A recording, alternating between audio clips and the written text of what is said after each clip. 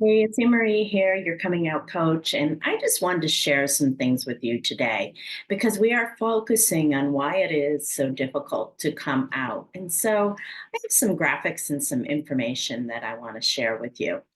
So, first of all, when we are coming out, whether it's later in life or when we're younger, it really doesn't matter. A lot of times we are in a comfort zone. So, our comfort zones is really where we feel safe. We sometimes maybe feel a little stagnation, like we know there's something more, but we can't put our finger on it. And we like the predictability of the comfort zone, right? We know what's going to happen next. We can see the path forward. We know everything that's going to come. And so we think we do at least. And so one of the things is we really enjoy being in our comfort zones. And every time we try to step out of our comfort zone, we enter something called the fear zone because this is actually a biological thing because we are often going back to our very, very, very, early roots as human beings. And as early humans, we wanted to stay in our comfort zones. There was a lot of things out there that could really control us and make our lives very fearful and afraid and dangerous. So, this fear zone is something that developed millennia ago, but it still affects us today. So, whenever we're in our comfort zone and we want to step out to a different place, we think we may not be straight, we think we may be gay, we want to do something different. We think we may have to get a divorce, we may have to do something different, and we're just not quite sure of the road ahead. So, what happens first is we enter the fear zone. And so, what happens? Well, we make procrastination and excuses why we can't do something. We often, maybe lack self confidence. Can I really do this? Am I able to leave a marriage of 20 years? Am I able to live out in the world as a queer person? Am I able to manage all of this financially? So we start to really have a lack of self confidence. And then, we're often seeking advice from others. And so a lot of times when we're first coming out, we may tell our people around us. Now, the majority of people that come out later in life often have just straight community around us. And so when we tell people, sometimes we get some not so helpful opinions. Like so we may tell someone and they say, "Oh, you're not gay." Or they say, "How does your husband feel about this?" Or, "What about your kids?" Or, "You can't be gay. You've been married to a man for years." All of those things are actually just people's opinions, and they really don't know anything about what's going on in us.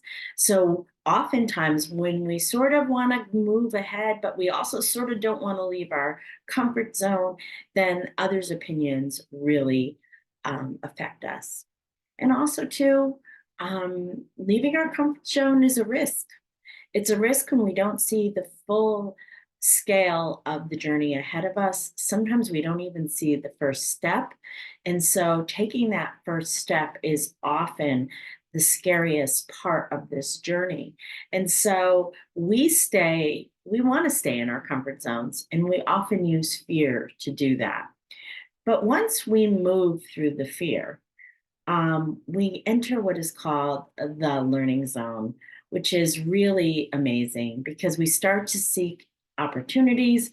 We start to figure out how to solve problems. Like, for example, how do I tell my husband I'm gay? How do I how do I navigate a divorce? Am I going to stay in a mixed orientation marriage? All of those things are happening to us as we're going through the learning zone. We may be going out to build new community. We're finding other people that are like us. We're beginning to grow our queer community. You're going to make some mistakes, but what happens is you learn from them. And then also, there is acquiring new skills in the learning zone, too. And yeah, we can have a good laugh about what those skills may mean, but they also mean that you're learning how to exist as a non-heteronormative person in a heteronormative world. And then once you sort of go through the learning zone, this is where the best happens. That's when we begin to reach our goals. We start to feel confident. We're more accepting of the unknown. We feel safe and adventurous. Um, we end up getting to know ourselves better, and we really end up having deeper self exploration. And we take risks to build self trust. And often we find our purpose in the world.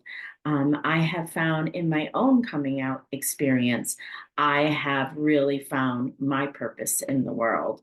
So I'm going to talk a little bit about why coming out is so dang hard.